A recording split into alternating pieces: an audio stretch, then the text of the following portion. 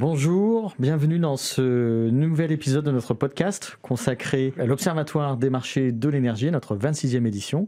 J'ai le plaisir aujourd'hui de recevoir Xavier Catuccoli, qui est un entrepreneur du monde de l'énergie, qui a fondé Direct Énergie, qui a depuis été repris par Total, et puis qui s'est lancé dans de nouvelles aventures dont tu vas nous parler aujourd'hui. Bonjour Xavier. Bonjour Florent.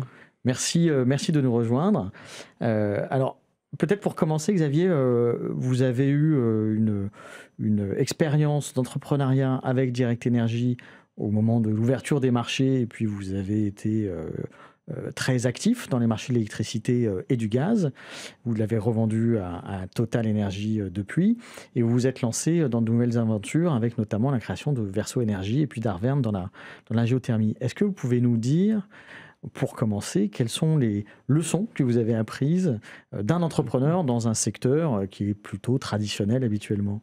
Alors, merci de votre invitation déjà. Alors, dans la taille du podcast, ça pourrait être très long, mais pour faire bref, effectivement, j'ai eu la chance de cofonder cette belle aventure entrepreneuriale qui a été Direct Énergie, dans un contexte où le cadre qui préexistait était un cadre d'opérateurs historiques, de monopole. Donc, il fallait créer et promouvoir un nouveau cadre qui permette à de nouveaux types d'acteurs. Ce nouveau cadre, c'était la concurrence, c'était l'innovation, c'était la transformation, c'était les nouveaux moyens de production d'électricité, c'était les nouveaux moyens de commercialiser du gaz et de l'électricité. Et donc, dans ce contexte-là, qu'est-ce que moi j'en ai retiré? J'en ai retiré d'abord un truc que je savais, c'est qu'il faut travailler. C'est que quand on veut faire des choses nouvelles, il faut bien comprendre l'ancien cadre, il faut bien comprendre les acteurs, il faut bien comprendre ce qui les motive.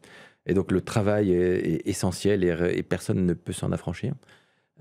Qu'il faut être persévérant parce qu'on arrive dans un contexte où les acteurs ne vous attendent pas et eux n'ont pas envie que ça change trop vite. Ils préfèrent attendre que ce soit prêt pour que ça change et donc vous êtes pressés, eux absolument pas. Donc il faut être persévérant, pas obstiné. Et troisième chose, je pense qu'il faut du caractère. Il faut du caractère, il ne faut pas aller là où on vous attend, il ne faut pas faire ce qu'on vous dit de faire, il faut faire ce que vous croyez pertinent pour votre projet d'entreprise, pour les équipes qui vous ont accompagné. Donc oui, moi je crois que c'est ça les enseignements, c'est travailler dur, être persévérant et avoir du caractère. Et ne pas écouter tout ce que l'on vous dit. Oui, tout à fait. Se faire sa propre opinion et l'affirmer, oui, tout à fait. Alors, après avoir monté et dirigé Direct Énergie, qu'est-ce qui vous a incité, motivé dans le lancement de Verso Énergie? Alors, là, c'est un peu pareil. Le cadre, le monde de l'énergie, et puis on le sait bien chez Capgemini, le monde de l'énergie, il est en perpétuel mouvement et transformation depuis quelques décennies. Et cette transformation, elle s'accélère. Elle s'accélère encore plus. Et je crois que la transition énergétique a encore changé de forme au début des années 2020. Et c'est un nouveau cadre qui nécessite un nouveau type d'acteur. J'en suis convaincu. Et surtout, je suis convaincu que le règlement de ce problème du changement climatique qui se pose au monde, il ne peut pas se faire sans les entrepreneurs. On a évidemment besoin, on en reparlera sûrement, on a besoin de décisions politiques, de la force publique, on a besoin de financiers, mais je pense qu'avant toute chose, on a besoin d'entrepreneurs. Parce qu'il y a des solutions au changement climatique. Et moi, je fais partie de ceux qui sont persuadés qu'il y a des solutions technologiques pour chacune des industries qui contribuent au changement climatique et y compris pour celles qu'on appelle les hard to abate. Et je pense que trouver ces solutions, ça nécessite de l'optimisme, ça nécessite de la croyance dans la force du progrès humain. On est dans une période où on mesure à quel point les ressources du monde sont limitées. Mais il y en a une qui n'est pas limitée, c'est la capacité de l'être humain à progresser. Et je crois que ce progrès est sans limite. Et je pense que les entrepreneurs peuvent porter ce message-là. Et donc, du coup, c'est ça qui, je pense, a été la petite musique interne qui m'a dit t'es pas si vieux que ça. Tu peux repartir à l'aventure et en agrégeant des équipes, alors qui sont évidemment aujourd'hui plus jeunes que moi, qui ont l'âge que j'avais quand j'ai créé Direct Energy. Mais voilà, on est reparti à l'aventure pour créer un objet nouveau qui est Verso Énergie. Oui. Alors, avant de rentrer dans les technologies, vous avez dit ça nécessite un nouveau type d'acteurs, cette transition énergétique. Qu'est-ce qui caractérise ces nouveaux acteurs par rapport aux acteurs en place? Je pense que longtemps, la transition énergétique, ça a été un sujet d'infrastructure. Parce qu'il fallait amorcer des nouvelles technos, typiquement la production d'électricité renouvelable. Et donc, ça a été un métier qui a été tiré par des acteurs qui étaient en quelque sorte des développeurs d'infrastructures subventionnées. Parce que les prix de revient de ces énergies étaient très élevés, il fallait des subventions, parce que le sujet c'était l'accès au foncier et l'investissement. Donc on avait des acteurs qui développaient des actifs de production, donc trouvaient du foncier, vendaient ça sur une durée de 20 ans en France à EDF, étaient subventionnés pour ça, faisaient du levier pour mettre le moins d'equity possible, puis passaient au projet suivant. Mais on encaissait après des loyers. Le TRI du projet était connu. Donc un le peu rendement. Promotion immobilière. Voilà, c'est un modèle de promotion. Ouais. Et je ne veux pas critiquer ce modèle-là. Il a été déterminant dans l'émergence de ces technologies de production d'électricité. Ce qui se passe maintenant, c'est très nouveau. C'est que non seulement on se rend compte que ces technologies, elles sont intermittentes et que tant qu'elles étaient marginales, on pouvait gérer cette intermittence. Quand elles deviennent très significatives et qu'on sait qu'elles deviendront majoritaires, l'intermittence va devoir être gérée. Mais en plus de ça, il y a des nouvelles technologies qui arrivent, il y a de l'hydrogène, il y a d'autres besoins. Et donc, ça devient un sujet d'énergéticien. Et c'est pour ça, d'ailleurs, qu'on a vu arriver dans la transition énergétique des acteurs qui, à son tout début, étaient plutôt absents ou s'interrogeaient, ne serait-ce que l'industrie pétrolière, les majors de l'oil and gas, aujourd'hui sont celles qui tirent cette transition énergétique.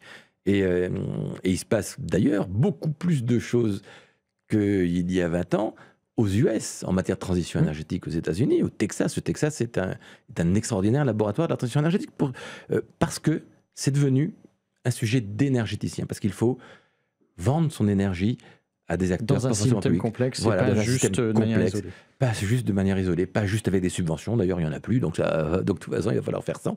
Et donc c'est vraiment un sujet d'énergéticien. Et c'est pour ça que nous on a construit Verso comme un énergéticien, et pas comme un développeur d'infrastructures subventionnées. D'accord. Parlons un peu des technologies. Quelles sont les technologies que vous suivez aujourd'hui et sur lesquelles vous misez pour cette transition énergétique? Alors nous on s'est dit que moi je disais souvent dans mes aventures entrepreneuriales précédentes, notamment chez Direct Energy, si c'était facile, tout le monde le ferait. Et donc je pense que c'est bien, c'est un bon challenge pour les entrepreneurs d'aller se frotter aux sujets complexes, qui en plus en général sont moins... Il y a moins d'acteurs avec lesquels on est en concurrence, il y a plus de challenges à relever, donc c'est un peu ça qui est excitant. Et donc on s'est concentré sur les... Moi, j'aime bien me concentrer sur les sujets qui sont difficiles, donc notamment les hard to abate industries, celles qui sont compliquées à décarboner. Et dans ce cadre-là, si on regarde aujourd'hui la consommation d'énergie primaire, on voit que 80% de l'énergie primaire que le monde consomme, c'est de la molécule aujourd'hui.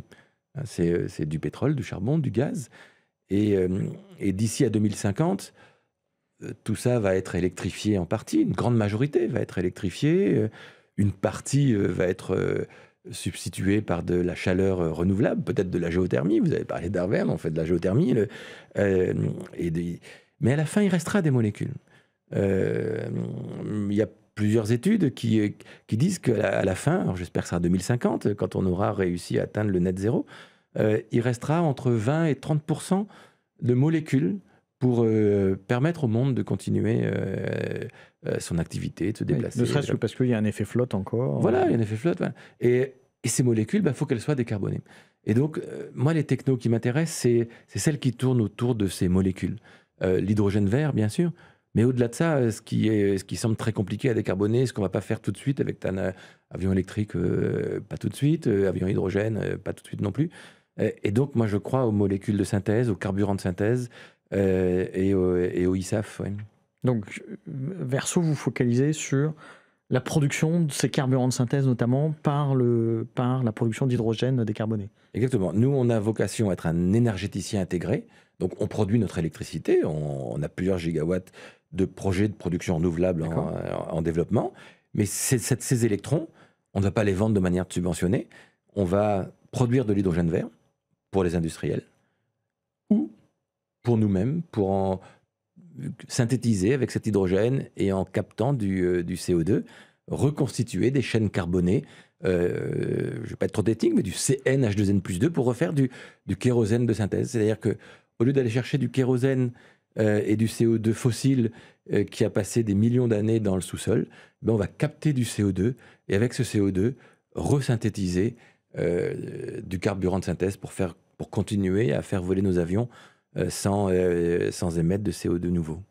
Alors, le monde de l'hydrogène vert, en ce moment, voilà, après une excitation d'il y a quelques années, probablement excessive, et plutôt en ce moment dans une phase de reconcentration, reconsolidation. Vous focalisez sur l'hydrogène vert et uniquement vert, à savoir donc produit avec des électricités renouvelables, ou est-ce que vous ouvrez un peu plus large à d'autres formes d'hydrogène, pas nécessairement issues que du renouvelable? Alors nous, ce qui nous intéresse, c'est de décarboner. Donc, et puis on est en France. La France est, je pense, une terre bénie pour les molécules décarbonées. Une terre bénie pour l'hydrogène, qu'il soit vert ou décarboné, donc décarboné avec du nucléaire, hein, j'entends, et pour produire du carburant de synthèse. Parce qu'on a du nucléaire. Donc nous, on n'est pas du tout... on est complètement agnostique sur le sujet. Vous êtes agnostique des couleurs, qui était un gros débat à un moment, sur le vert, le bleu, le jaune. Donc on ne fait pas de craquage de méthane pour produire de l'hydrogène, jamais.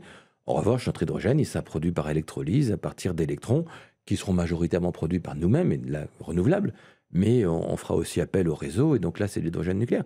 C'est un atout de la France, on ne va pas s'en priver. Le monde a besoin de ces molécules. Si on n'est pas capable aujourd'hui de prendre ce virage-là et de prendre les positions auxquelles la France peut prétendre pour être un acteur majeur de cette industrie-là, ça sera fait aux US. Aux US, ils vont très vite là-dessus. L'IRA est un booster de ces investissements dans l'hydrogène vert et dans les carburants de synthèse qui est juste phénoménal. En France, on a des atouts pour le faire. Donc allons-y, quoi. Et en tout cas, nous, on défend cette thèse-là. Il y a juste une question sur l'hydrogène. Vous avez parlé un peu de géothermie, on en dira deux mots dans l'activité auxquelles vous contribuez sur Arverne.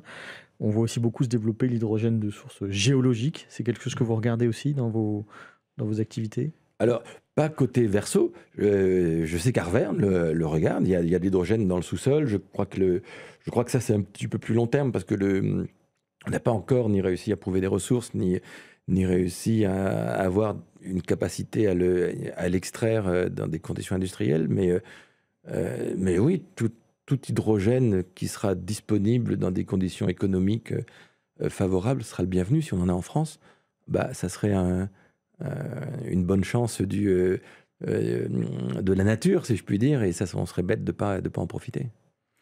Alors parlons un peu des projets de Verso. Quels sont les projets prioritaires dans lesquels vous êtes engagé chez Verso? Nos projets prioritaires chez Verso, c'est, vous l'avez dit Florent, ça a foisonné l'hydrogène au début. On est parti un peu dans tous les sens, l'industrie est partie un peu dans tous les sens. Mobilité, petite mobilité, grosse mobilité, station de livraison. Voilà.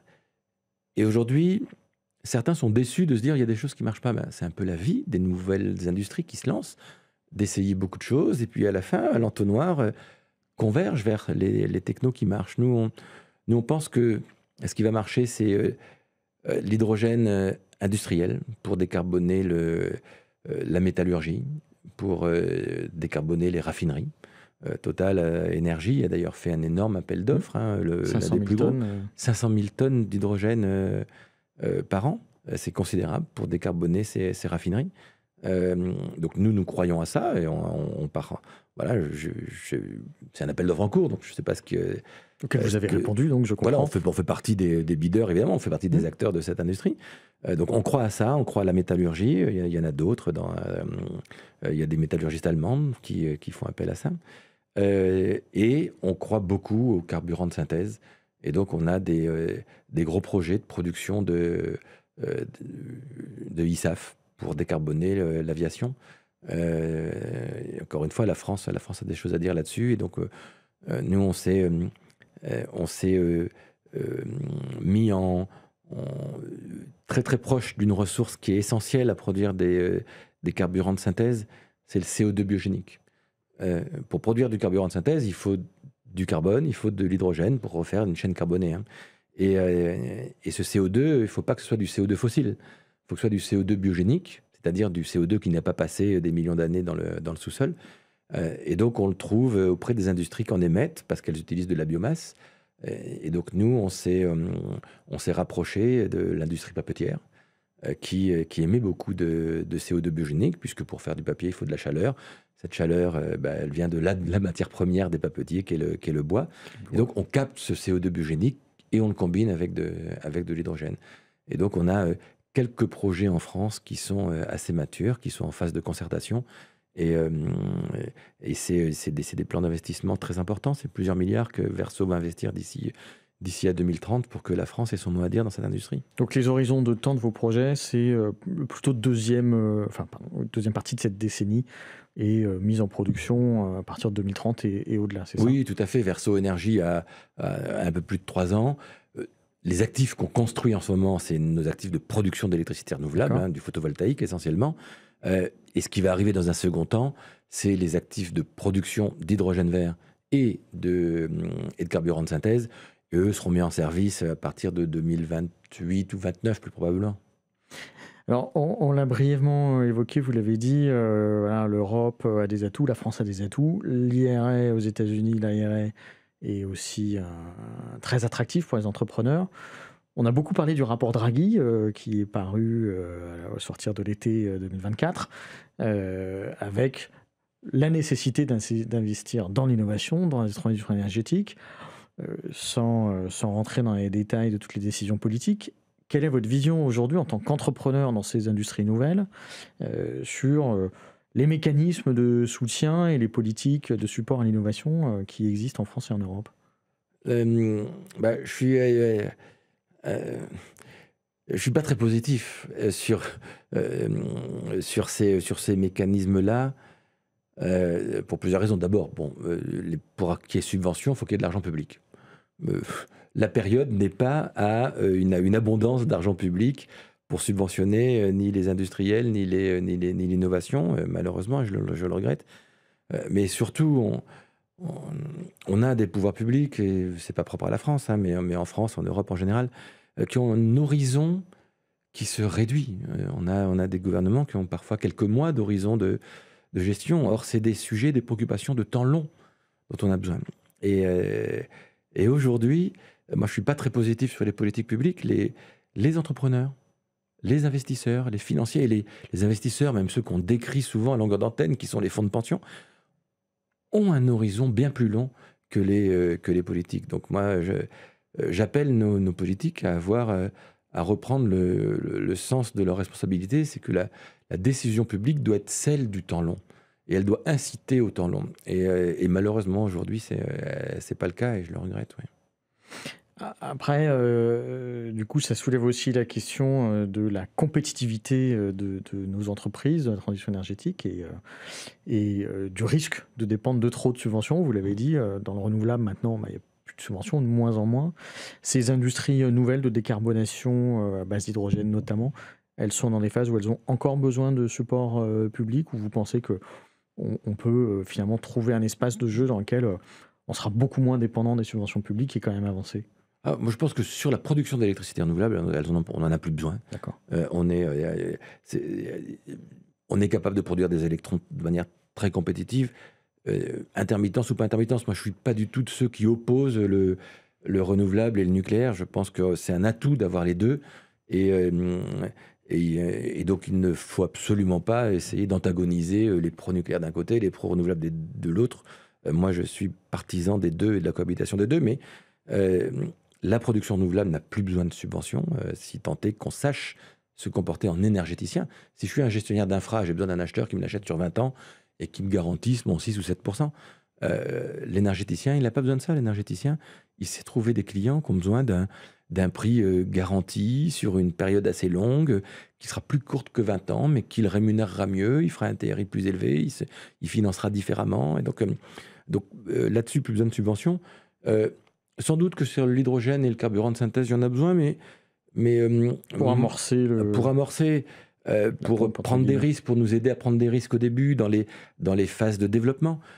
Mais je pense qu'ensuite, typiquement sur les carburants de synthèse, il y a des mandats d'incorporation qui sont prévus. L'Union européenne dit à partir de 2030, les compagnies aériennes doivent incorporer 6% de carburant durable dans leurs appareils, dont 1,2% de carburant de synthèse.